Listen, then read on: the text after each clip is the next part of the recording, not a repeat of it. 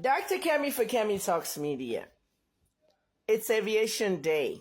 Kemi Talks Aviation, and it's the 12th of August 2025. When my uncle was alive, Uncle Lawyer, who flew the DC-10 to New York, those planes were the McDonnell Douglas planes, and now we have these big Boeings and all these big Airbus planes and all that.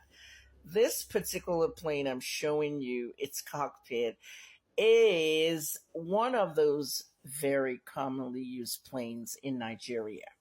From point A to point B, the Ibom Air is the airpiece, the rakes and all. This is the Boeing 737, okay? Now, there was a variation of the 737 that they pulled off the market, which was the 737 MAX, which crashed. Many of the fleet crashed. Different airlines. One was in maybe Singapore, China. I just know the Ethiopian one. It was just crazy, and people lost their lives in all parts of the world. I think there was three that crashed totally. Something in the computer system was not balanced. But hopefully we wouldn't get that again. And many of you heard about this case in the United States against Alan Onyema of Airpeace, which the FBI and Justice Department and all those guys just accused him of money laundering and all that. That case that never went away. I don't know what the status of it is. I've retired, but in essence, a lot of the story behind that whole money laundering thing was really not money laundering. What I heard from internal sources, even on the FBI side, is Alan Oyema actually purchased some of these planes. He's always so proud of his fleet. Oh, I love Onyema. I can't wait to meet him one day. I haven't met him, but he's done some really great things, for Nigeria on this airline. The fleet is named after his family. Every single plane has an Onyema, a woman or a man's name. But he had purchased some of the 737 MAX planes, and when the plane started crashing and people were losing their lives during that crisis, I think he wanted a refund of the planes he bought. I heard Airpeace bought two MAX 8s, and in the course of the refund whole thing, next thing they turn it all into some money laundering, blah blah blah. I don't know. The whole thing was a mess, but he wasn't laundering money for all I care. And as an investigative journalist, that's what I, just brought it out to. It's one thing to buy something and go to the store and return it for a refund, but when you're buying a plane, this kind of jets, and you want a refund, next thing you know, they'll say you're laundering the money. No, it's not always that. But that's the synopsis of that. Let's go to this plane, because 737s are still in the air.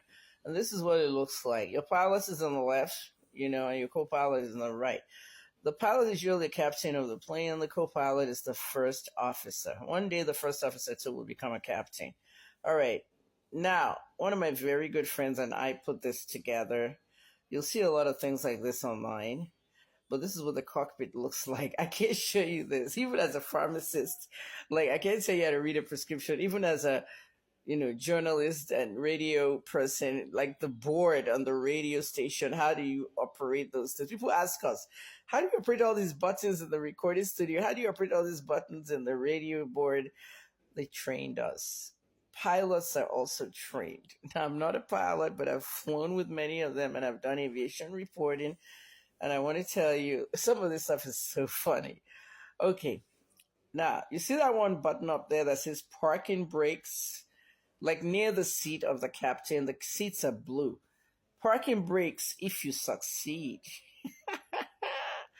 If you succeed. Okay. Why did he write that?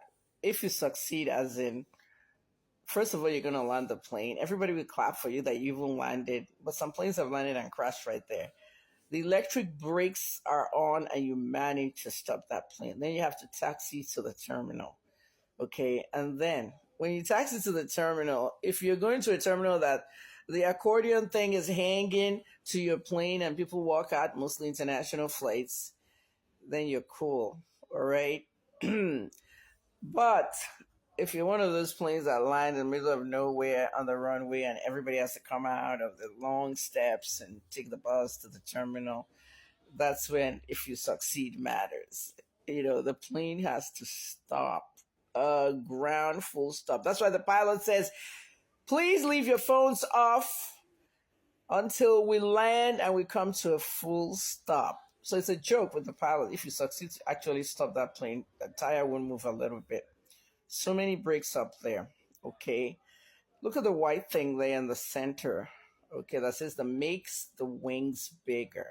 Sometimes the wings can have to be bigger, to provide a better thrust.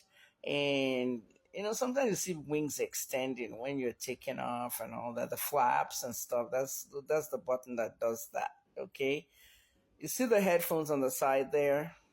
That's how they have to communicate with each other in the tower. It is very, very important. The radio signals from the tower to the planes. The ATCs have to monitor these guys.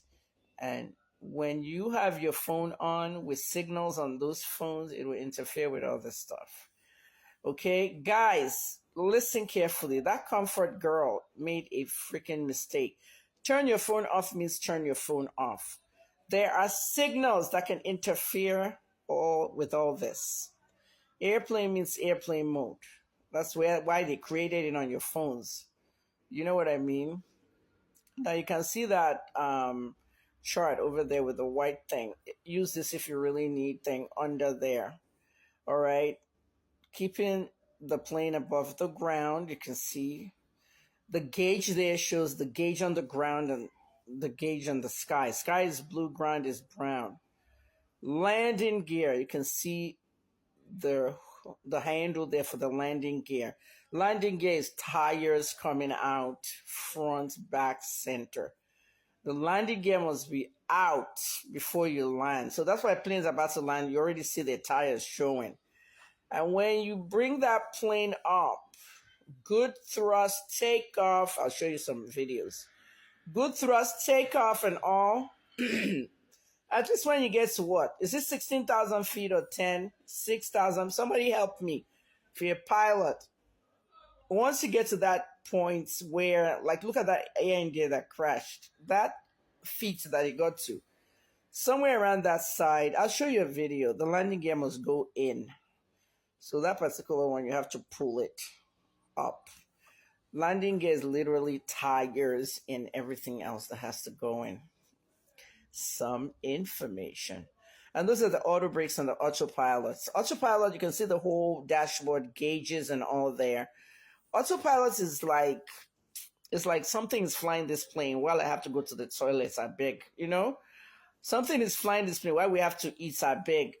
I know it's scary, but half the time when we're in the plane, that plane is flying itself. So that's the cockpit of the 737. I will show you the cockpit of the Concorde. They don't make the Concorde anymore. I got to fly it one time. I was very lucky. I'll tell you the story then. The Supersonic plane. New York to London is 8 hours. The Concorde was 3 hours. And only 2 airlines had the Concorde. British Airways and Air France. 2 of them blew up, crashed, exploded, people died, and they just never made that supersonic jet anymore. We're going to do more, okay? I hope you're enjoying it because I'm not seeing any comments on TikTok. All you want is gist, right? No gist today. I'm just telling you how a plane works. So now you know why Comfort should not have messed around with. It's not just her. It's a whole lot of people that tell the flight attendants, I've switched off my phone. And the person next to them, they've switched off. It's a lie. They haven't switched it on. Many people are still using their phones for one thing or the other. They want to show off on social media. They want to post, hey, I'm on board. They want to take pictures of their boarding passes. That's what happens.